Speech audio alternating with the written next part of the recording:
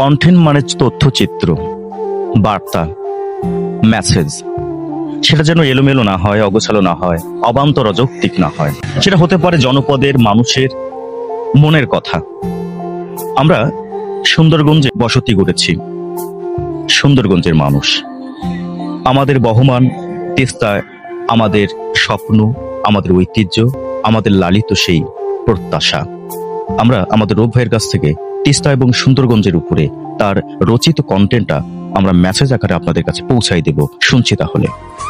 তিস্তার বুকে ঢেউ, গায়ে সুন্দরীর গান, সবুজ শস্যে ভরে যায় সুন্দরগঞ্জের প্রাণ। মানুষের ব্যবহার মিষ্টি, হৃদয়ে ভরা জ্ঞান।